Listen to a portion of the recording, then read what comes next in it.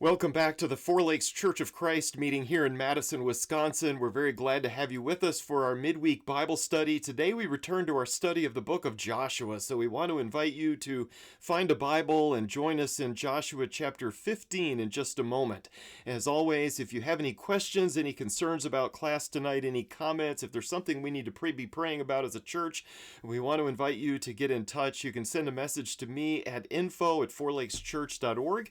You can also call or send a text to 608-224-0274. But as I said, we are continuing in our study of Joshua, where Joshua leads the people out of the basically from the Jordan River forward. They go across the Jordan, they conquer the promised land to the south, then to the north, and I think most of that is now behind us, and we've now come to what is basically a huge list of names and places in chapters 15 through 19. Joshua is continuing to divide the land up among the 12 tribes. I don't plan on reading 5 chapters of difficult names tonight. We have streams and rivers and names of places, the various ways that they had to identify boundaries back then in the absence of GPS or whatever. So what I want to do is read some sections here and there. We'll summarize some sections without reading word for word. And then I'll slow down from time to time when we get to a section that is not just a list of names and places. So our first section is Joshua chapter 15 verses 1 through 12. And we won't be reading this. That's why I've just left it in the very small print here. As you can see, it's basically a map using words. It's a description of the land that was given to the tribe of Judah. And so it's interesting to me that he starts with Judah. While we're on this, let's think about that for just a moment. Why is Judah the fourth son to be born given the first allotment of the land? Well, you may remember that Reuben, the firstborn, was rejected as the leader among the brothers because he had relations with Bilhah, his father's concubine. We read about this in Genesis chapter 49, verses 3 and 4. Then, of course, Simeon and Levi, the second and third to be born, they were rejected because of the events in Genesis 34, 25 through 30, where the son of the king of Shechem raped their sister Dinah, the only daughter born to Jacob, and the king wanted to marry Dinah. And the brothers agreed, sure, you can marry our sister, but with the condition that all the men and boys of Shechem had to be circumcised. And of course they did that, and as they were all recovering, Simeon and Levi led an attack, killing all males from that clan, and they took the wives and the possessions kind of as loot. So Jacob was certainly ashamed of what Simeon and Levi had done, and so he kind of removed them from their leadership position in the family. We read about that in Genesis 49, 5 through 7. And so Judah, the fourth son, becomes the leading son, and the tribe through which all the kings would come, also the one through whom Jesus would eventually be born through the genealogy of Mary. And so in this passage then, the tribe of Judah gets its land. Then in a little subsection, we have another reference to Caleb. So I want us to continue with Joshua 15, 13 through 19. And we're going to actually read this little passage. Joshua chapter 15, verses 13 through 19. Now he gave to Caleb, the son of Jephunneh, a portion among the sons of Judah according to the command of the Lord to Joshua, namely Kiriath Arba. Arba being the father of Anak, that is Hebron. Caleb drove out from there the 3 sons of Anak, Sheshai and Ahiman and Talmai, the children of Anak. Then he went up from there against the inhabitants of Debir. Now the name of Debir formerly was Kiriath Sepher. And Caleb said, the one who attacks Kiriath Sepher and captures it, I will give him Achash, my daughter, as a wife. Othniel, the son of Kenaz, the brother of Caleb, captured it, so he gave him Achash, his daughter, as a wife. It came about that when she came to him, she persuaded him to ask her father for a field. So she alighted from the donkey, and Caleb said to her, what do you want? Then she said, give me a blessing, since you have given me the land of the Negev. Give me also springs of water. So he gave her the upper springs and the lower springs.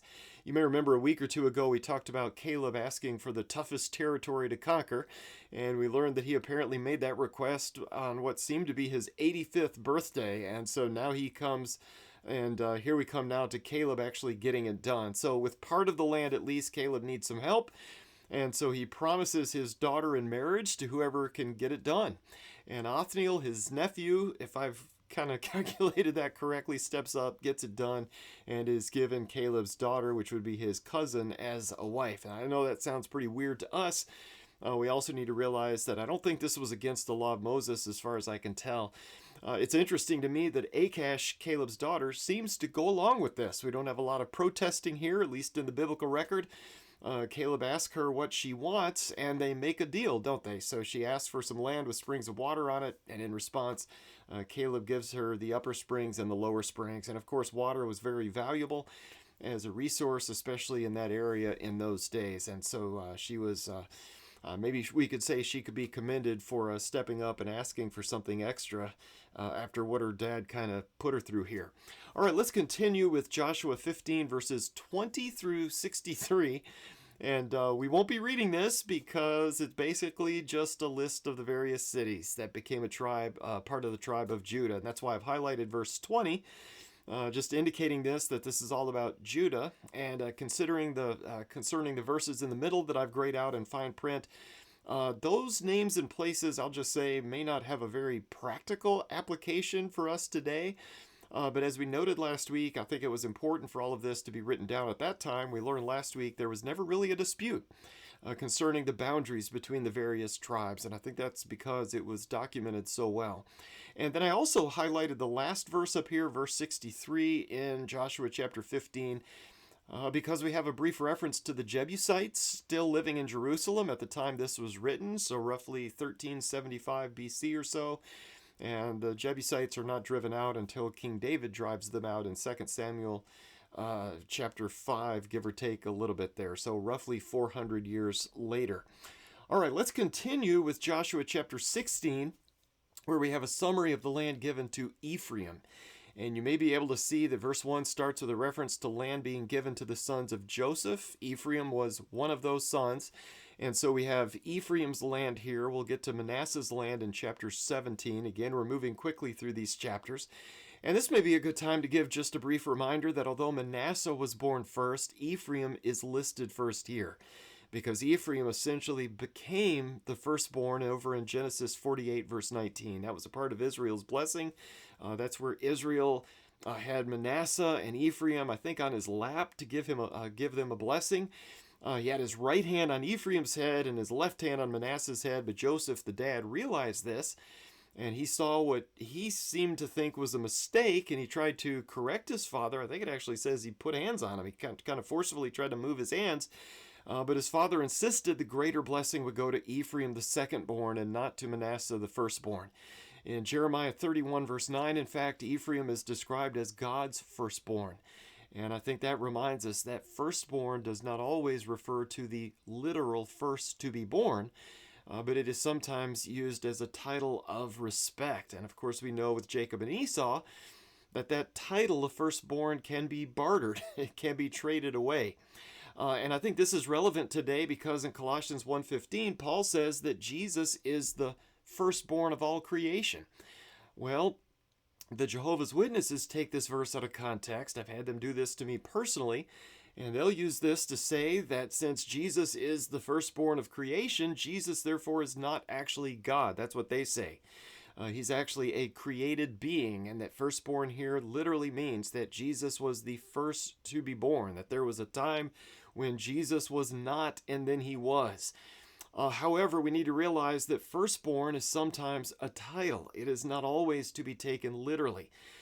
Think, for example, about how Jesus is referred to as being the firstborn of the dead.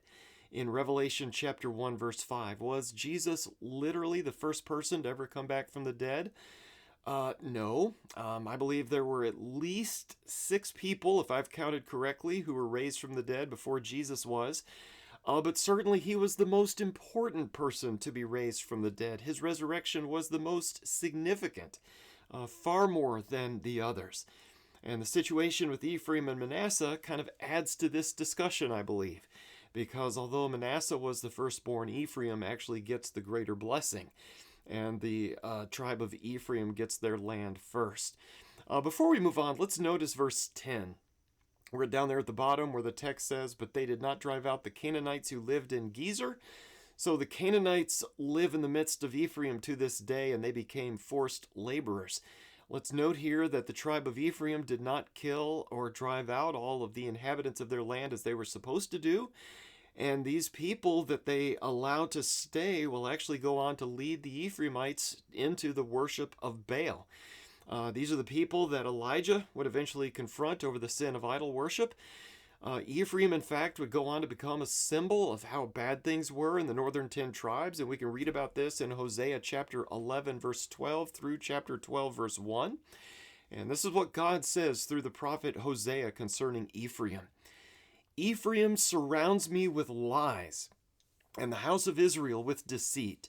Judah is also unruly against God, even against the Holy One who is faithful. Ephraim feeds on wind and pursues the east wind continually. He multiplies lies and violence. Moreover, he makes a covenant with Assyria, and oil is carried to Egypt. Well, that thought continues in Hosea chapter 13, verses 1, 2, and 3. When Ephraim spoke, there was trembling. He exalted himself in Israel. But through Baal he did wrong and died. And now they sin more and more and make for themselves molten images, idols skillfully made from their silver. All of them the work of craftsmen. They say of them, let the men who sacrifice kiss the calves. Therefore they will be like the morning cloud, and like dew which soon disappears, like chaff which is blown away from the threshing floor, and like smoke from a chimney.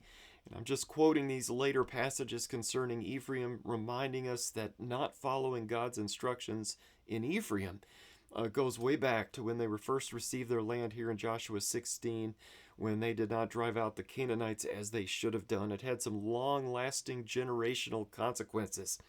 All right, let's continue with Joshua chapter 17. And you'll notice the first two verses here tell us that we're talking about Manasseh now. And again, we'll skip the list of names. But I want us to pick up with verses 3 through 6, where we have a reference to a group of women. And I preached on these women back on May 5th, 2013. I'm sure all of us remember that lesson very well. But this is what happens. This is in Joshua 17, verses 3 through 6.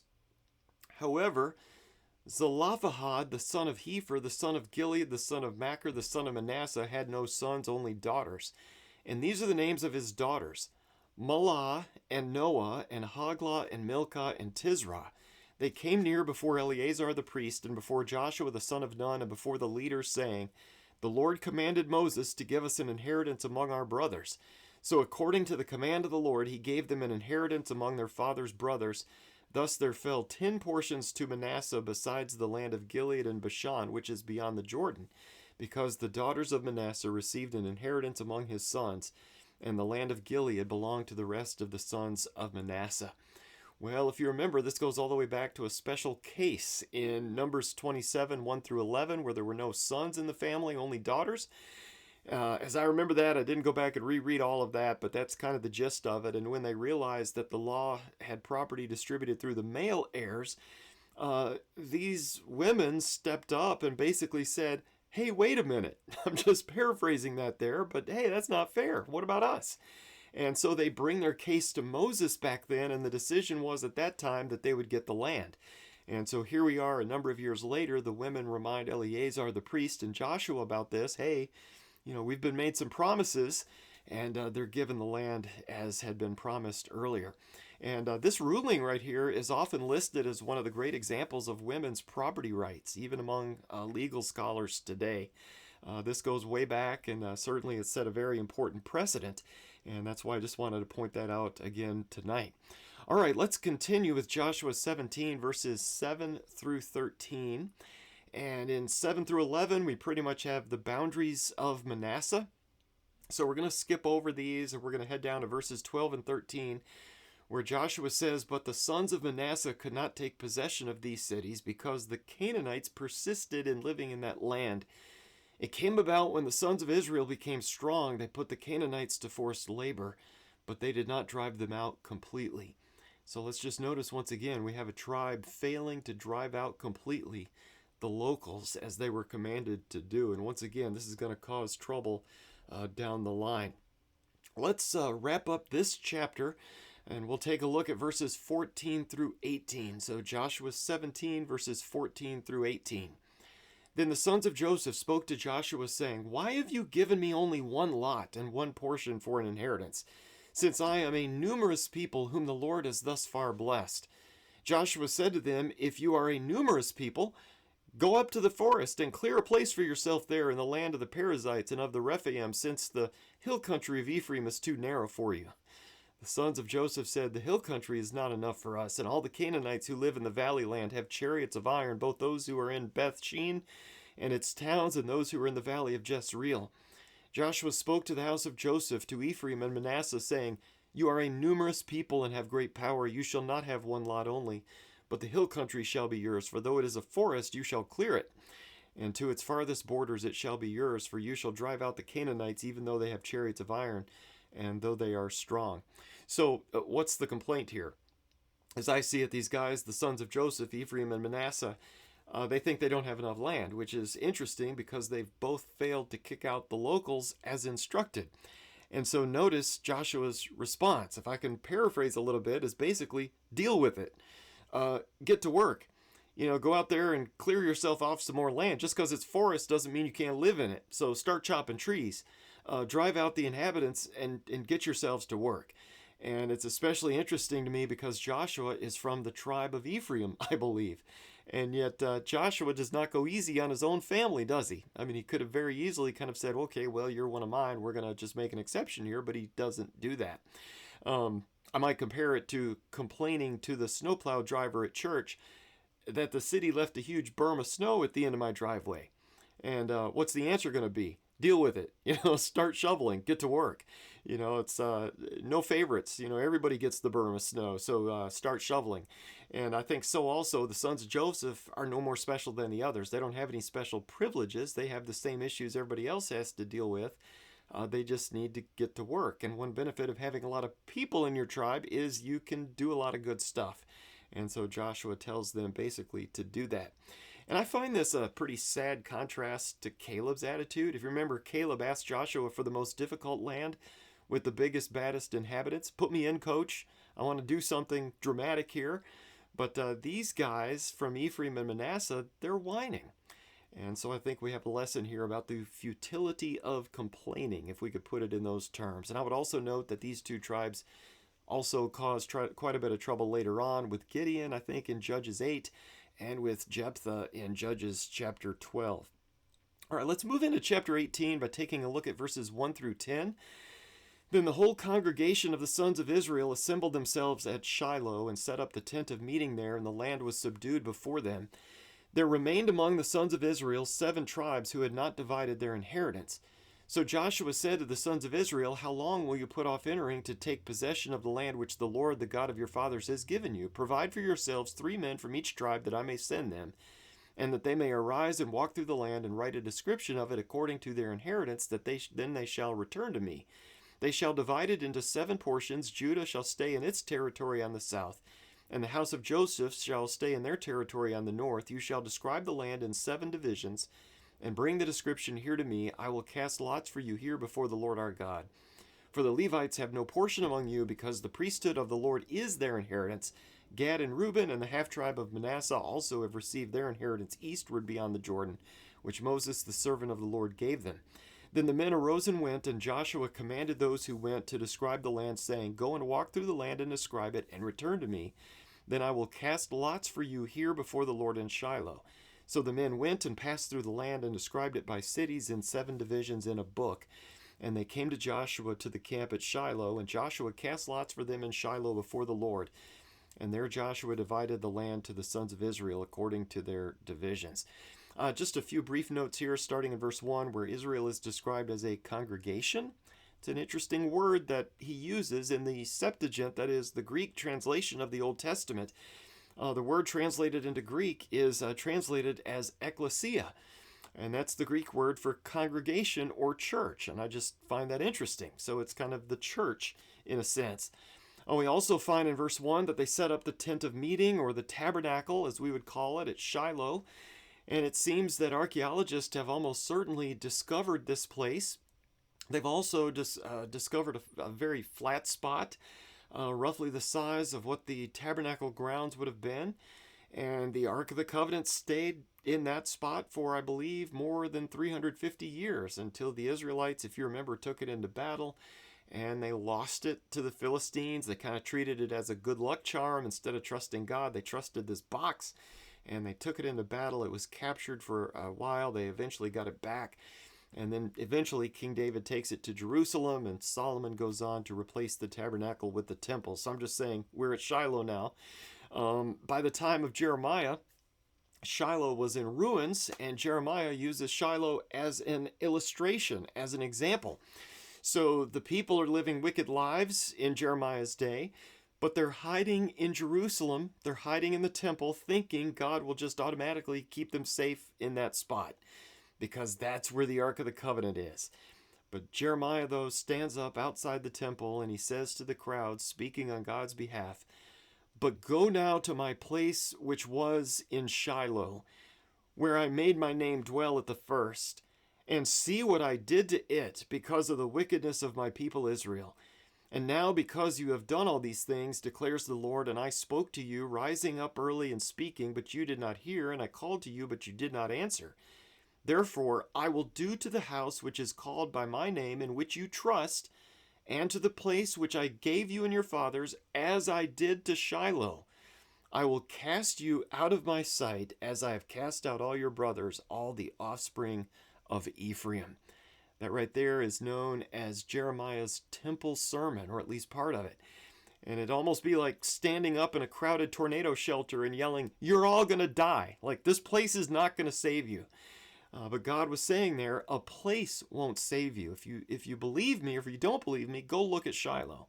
And everybody knew about Shiloh. It was in ruins at that time, and that would be God's reminder that the place is not what's important. What's important is you listen to God. Well, that's verse 1. They're in Shiloh. In verses 3 through 10, we have 7 tribes left, as I see it here. Joshua surveys the remaining land. He has them go out. We have these messengers who are supposed to write about this in a book. In verse 7, we have another reference that the Levites don't have tribal land of their own. They're going to make a living off the tithes and the sacrifices of the others. They have to depend on, I don't know if you'd say the generosity of God's people. At that time, it was more of a tax. And their job was full-time to serve the spiritual needs of the nation, and the people were responsible for taking care of them. That was God's plan. Well, after that survey, the men come back to Joshua. Joshua casts lots to divide up the rest of the land. We're not going to be reading this paragraph. It's basically a description of the land given to the tribe of Benjamin. Who do we know is from the tribe of Benjamin? Well, we have a couple famous Sauls, don't we? King Saul was from the tribe of Benjamin. Also, the Apostle Saul was from the tribe of Benjamin as well. In Judges 20, we have an interesting reference to some warriors from the tribe of Benjamin. Since we're talking about Benjamin, just give a little preview. And these warriors in Benjamin have an impressive skill set. So the text lists their warriors, how many thousands there were. And then it says, out of all these people, 700 choice men were left-handed. Each one could sling a stone at a hare and not miss. And so I'm just saying, in later years, Benjamin had 700 left-handed soldiers who were pretty much sharpshooters with their slings. And that's just kind of an interesting reference. By the way, I bought a sling a couple months ago, and I've been practicing a little bit with it on vacation. If you want to try it, you can. It's like a shepherd sling. If you want to look up Pan Slings online, Pan, Pan Slings, I got the 27-inch model, and very well rated. I'm looking forward to, I don't know if I can, well, I'm not left-handed. I can't hit a hare unless it's really close. But anyway, the Benjamites had some very good sharpshooters with their slings in later years. We're not going to be reading this next paragraph as well. It's really almost the whole chapter. Basically a description of the land given to the remaining tribes. So Simeon, in verses 1 through 9, they had almost no influence on later history in Israel. Their land was absorbed by Judah. Zebulun, verses 10 through 16, not much known about this tribe in later years. They did help Deborah the judge in the battle against Sisera in Judges 4. Issachar, verses 17 through 23, I think Gideon attacked some enemies there. Some Old Testament battles took place there. Asher, verses 24 through 31, degenerated due to pagan influence. They had completely drifted into apostasy by the time King David comes around. Naphtali, in verses 32 through 39, east of the Sea of Galilee. That's basically kind of in that area where Jesus grew up. And so that was a great honor. And we actually have an interesting reference to Naphtali in Matthew chapter 4, verses 12 through 16. This is Matthew 4, 12 through 16. Now, when Jesus heard that John had been taken into custody, he withdrew into Galilee. And leaving Nazareth, he came and settled in Capernaum, which is by the sea, in the region of Zebulun and Naphtali. This was to fulfill what was spoken through Isaiah the prophet, the land of Zebulun and the land of Naphtali, by the way of the sea, beyond the Jordan, Galilee of the Gentiles. The people who were sitting in darkness saw a great light, and those who were sitting in the land and shadow of death, upon them a light dawned. And so we got that positive reference with Jesus in the land of Naphtali. We have Dan in verses 40 through the end here in Judges 134. Dan could not defeat the enemy, and they were pushed really far to the north. Dan then drifted into complete, total, utter apostasy. In Judges 18, 30 and 31, the Bible says, the sons of Dan set up for themselves the graven image, and Jonathan, the son of Gershom, the son of Manasseh, he and his sons were priests to the tribe of the Danites until the day of the captivity of the land. So they set up for themselves Micah's graven image, which he had made, all the time that the house of God was at Shiloh. And again, I didn't go back and reread that story. It seems to me they had kind of some rent-a-prophets, some for-profit prophets, and kind of did their own thing up there and just did some bizarre stuff and wandered out on their own. All right, let's wrap it up by taking a look at the last paragraph now in chapter 19. So this is Judges 19. We're just going to look at verses 49 through 51 at the end. Judges 19, 49 through 51.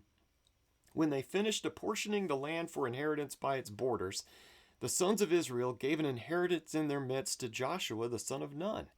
In accordance with the command of the Lord, they gave him the city for which he asked, Timnath Serah in the hill country of Ephraim. So he built the city and settled in it.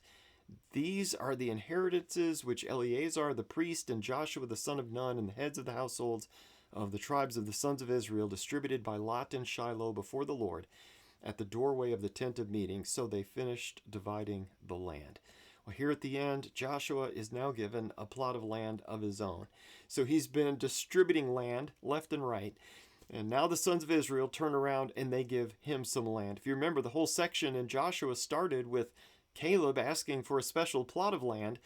And this section on land distribution really kind of ends with the people turning around and giving Joshua some land of his own as well. So I would kind of look at these two almost like bookends to the distribution of land, the two faithful spies, the two oldest people in the nation. Caleb gets his land at the beginning, and then once they wrap it up, Joshua gets what's his at the end. So the dividing of the land is pretty much complete, except for some cities that are going to be given to the Levites. Also the cities of refuge we haven't dealt with yet. Kind of stepping away from this in terms of lessons, I think we've had another warning tonight about the danger of whining. And, Joshua answered the whining with an invitation to work harder. And maybe a good lesson for parents. And a good lesson for those of us who may be tempted to whine about stupid stuff. Let us be the solution to the problem that we're whining about. And then I think we also have seen that God will honor those who are faithful, with the special land given to both Joshua and Caleb during this process. So with this, we come to the end of Joshua 15 through 19. We hope to continue next week with chapter 20 and beyond. As always, as I always say, if there's anything that we can do to encourage you spiritually, if there's something we need to be praying about as a church, let us know. You can send an email to info@fourlakeschurch.org. You can also give me a call or send a text to 608-224-0274. As we close, let's go to God in prayer. Our Father in heaven, we praise you as being a God who has promised to save us. And we've seen tonight that you are a God who always keeps your promises. Thank you, Father, for that assurance. And thank you, Father, for Jesus. We come to you tonight in his name. Amen.